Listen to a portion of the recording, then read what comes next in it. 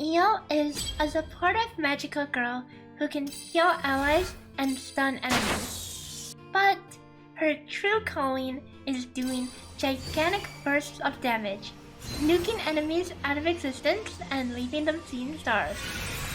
Let's cover the basics of Io's kit, and then dive deep into optimization in both her ideal sigils and mastery, followed by rotations and gameplay notes.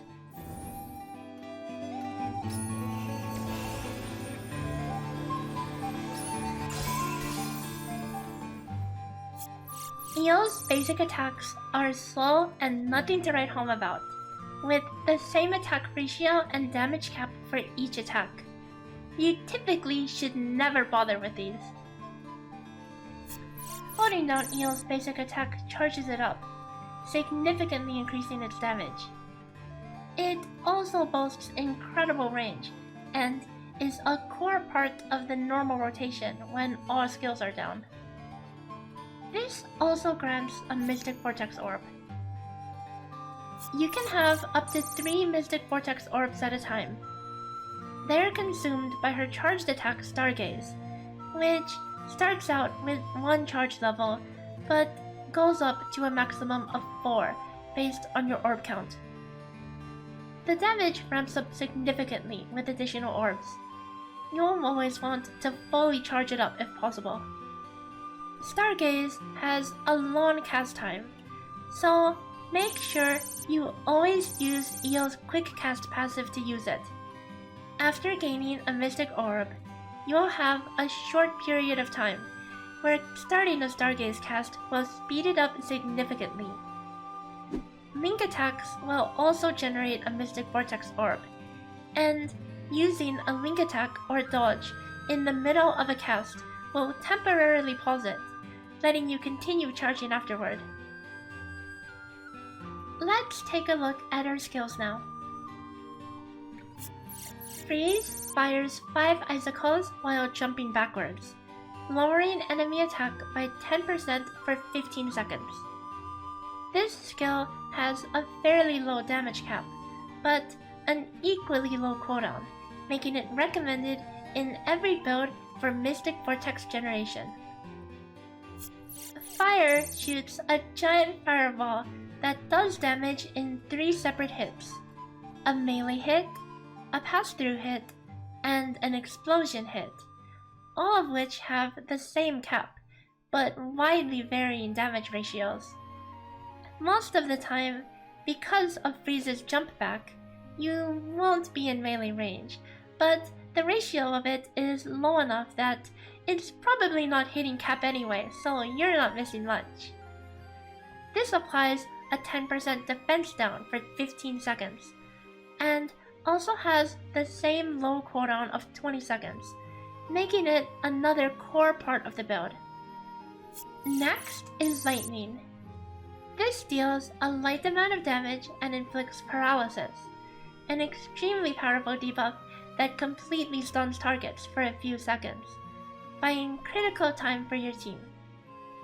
When used correctly, you can use this to stall transitions from Overdrive to Bloodthirst, allowing your team to burst the boss and completely skip phases. However, with great power comes a lengthy cooldown of 150 seconds, so make sure to use this where it really matters. Gravity Well pulls enemies together and deals damage over time. The damage total is very respectable, but don't expect to use this for DPS for most bosses, as most of them will not just sit still for the entire duration. Mystic Vortex is a utility spell that maxes out all your Mystic Vortex orbs, with a lengthy cooldown of 120 seconds. While this might not sound too worth it, it extends your burst window by a considerable amount, making it a valuable pick. Healing Winds heals allies in a wide area over time. While this might be useful at times early on, this becomes one of the weakest heals in the late game, due to how most attacks will either straight up one-shot or nearly one-shot. Concentration is a utility skill that creates an area where you can charge Stargaze faster and do not get interrupted by attacks. However, this basically is just free quick cast, and it actually doesn't stack with the quick cast passive, meaning you aren't actually casting any faster than you are with a proper rotation.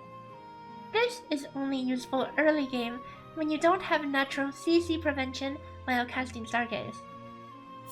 Finally, Flowery 7 is Eel's signature nuke ability, raining down 7 magical meteors that hit for massive damage. This can be charged up as well, benefiting from quick cast the same way as Stargaze. However, the charged version does not increase the damage cap, so endgame players can simply just tap the skill for a quick burst. The cooldown is a lengthy 150 seconds, but it is an extremely valuable pick for the burst potential nonetheless. My recommended build consists of Freeze and Fire as a core, with Flowery 7 and Mystic Vortex on the side. In coordinated team play, you can switch out Mystic Vortex for Lightning. Gravity Well can be a consideration in content where it makes sense, though in most content, it's fairly hard to get the maximum value out of it. Bye, have a great time! Next, let's move on to her Sigil optimization.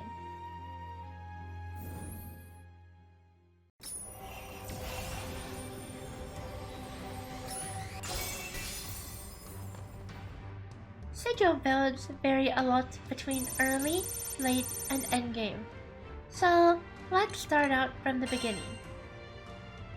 First, let's talk about early game sigils, where early game is roughly from the start of the game to extreme quests, before damage cap is really a concern.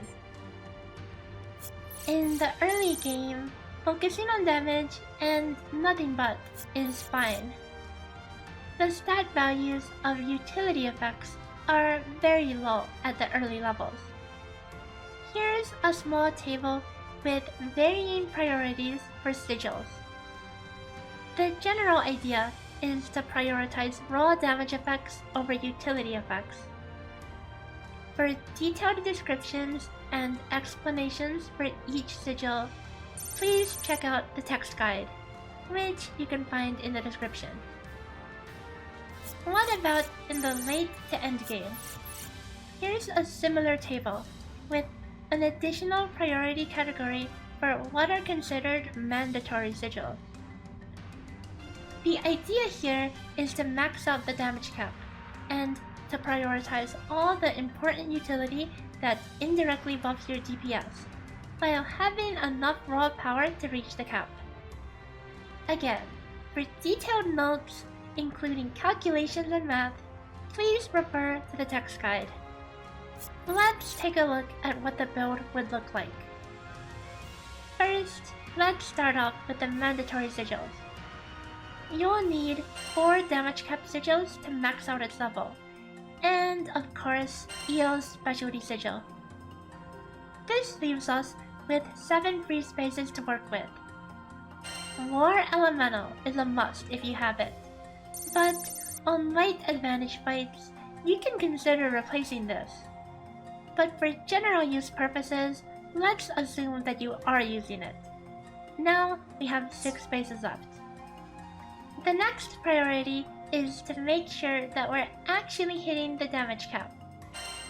With a maximum build currently, you'll need 1 to 2 dedicated slots to reach the cap. Run high value sigils such as Stamina, Concentrated Fire, or Tyranny. Critical is too strong to ignore for the purpose of capping as well, and there are 2 ways you can go about this. The easy way is to use Lucky Charge, which will easily cap your crit for the important skills, though you will lose a little bit of DPS from other sources. The optimal way will instead use a critical sigil, but requires both a perfect level 10 Vitality Rightstone and a 20% overmastery in order to reach 100% crit. This is a stronger option in the long run, but it has a very strict requirement to reach that 100 crit. Even missing a few percent can feel really bad when you miss that Stargaze crit. For the remaining slots, options include Quick Charge, Linked Together, and as much supplementary damage as you can fit. Depending on where you are in progression, you may need to fine-tune your build to your current stats. I made a Relink damage calculator, which allows you to simulate your build and see exactly which of EL's skills are or aren't capping, with a little feedback message to top. Check the link in the description for more details. In terms of bonus traits, Stamina is a very strong option that conveniently comes on a crit chance sigil that you get as a first-time clear reward. Other than that, bonus stats are purely for utility and defense. It's recommended to have a good amount of defensive or death-preventing bonuses to keep it comfy, and then the rest is free to have utility of your choice. Here's another little priority table. This is non-exhaustive as there's just too many possibilities to cover, but as always, please check the text guide for further explanation. The ideal overmastery to run should have normal attack cap, skill damage cap, and critical hit chance. The last slot is a flex slot that ideally is anything to help you reach the cap, whether that's attack, raw skill damage, or even skybound art or chambers damage. If anything is to drop below the cap threshold, it's parts of the Firecast as well as an uncharged Flowery 7, so skill damage is actually quite valuable. Skybound art damage cap is a trap, as the ratio is around a third of that of Stargaze 5, with roughly the same damage cap, meaning that you won't be capping your Skybound arts unless you're overcapping Stargaze by a whopping 200%.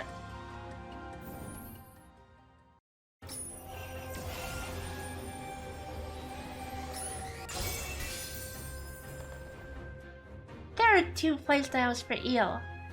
One is a much more simpler, low-stress playstyle, and one is a much higher difficulty version that pushes her capabilities to the max. Let's start out with a simple rotation. Start out with Fire, followed by Freeze and Flowery 7. Hit the Link skill if applicable, or use a charged attack otherwise, and charge your first Stargaze cast. Cancel Stargaze's animation with Mystic Vortex, followed by a second Stargaze. Dodge cancel out of this Stargaze. Use a charge attack, followed by Fire and another linked attack, and then another Stargaze. The general premise of the rotation is to use skills to cancel the aftercast of Stargaze, otherwise dodge cancelling it and using charged basic attacks in the downtime. Remember that Stargaze is set the second you let go of the charge, so don't waste any time when dodge cancelling it. Next, let's examine some advanced gameplay. To min-max EL, you'll need to abuse every quick cast proc to use Stargaze 2, the first charge stage, whenever you do not have 3 orbs. This deals 6 times less damage than a Stargaze 5, but it casts extremely fast. Unlike Stargaze 5, where mashing a skill versus dodge cancelling is over a quarter of a second slower, Stargaze 2 can be cancelled with the skill instantly. When skills are not available, you can dodge cancel immediately as soon as you charge the first bar. This playstyle does a lot more damage than the standard one, and also generates a lot more SBA meter, but it takes practice. Because charging Stargaze 2 relies heavily on charge speed, it's recommended to use 2 quick charge sigils. Here's a full rotation demo. Start out with Fire, followed by Stargaze 2. Cancel it with Freeze, hitting another Stargaze 2 before taking the linked attack, which you follow with a Stargaze 5. Dodge Cancel, cast Gravity Well, following it with Stargaze 2. Cancel it with Flowery 7, and Dodge Cancel the latter half of its animation. Do a charged basic attack, then charge Stargaze until Fire comes off cooldown. Then Dodge Cancel it, cast Fire, and finish the cast. Dodge Cancel, Freeze, and Stargaze 2. Then Link and use another Stargaze 2 just like before. You should get the idea now. I'll let the rest of the rotation play out anyway for those interested in the 1-minute parse.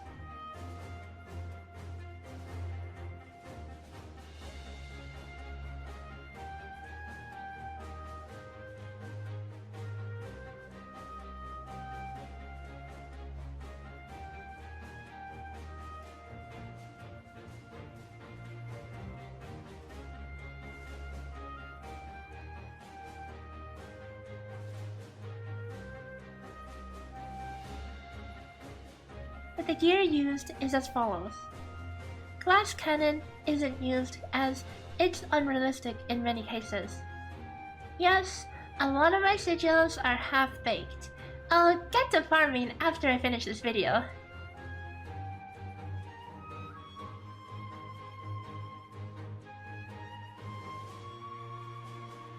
Of course, combat in Relink is never as stiff as fighting a dummy. Unless you're in Link Time. Link Time gives Eel infinite Mystic Vortex orbs, while also making skills cooldown significantly faster. You'll be able to cast Fire into Stargaze repeatedly. If Flowery 7 happens to come up during Link Time, make sure to use it immediately after a Stargaze, and then another Fire cast after that to proc Quick Cast. Let's now look at some gameplay examples.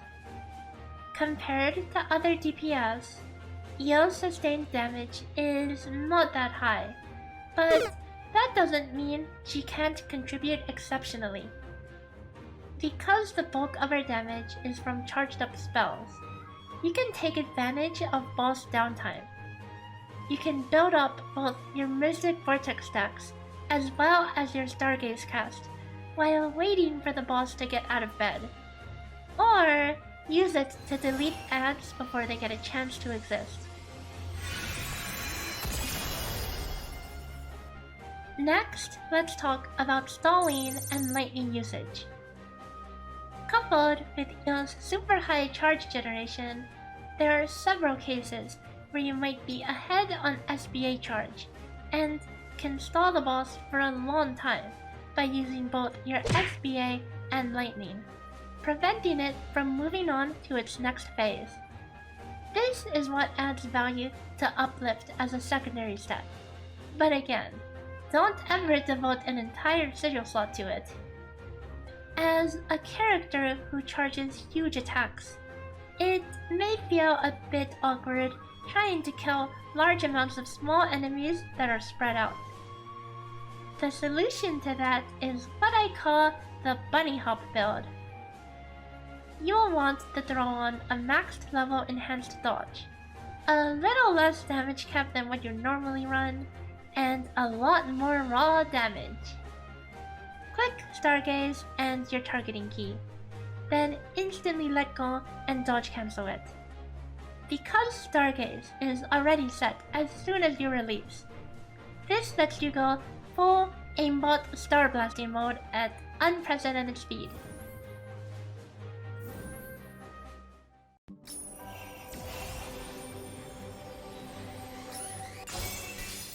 And this concludes my Eel guide.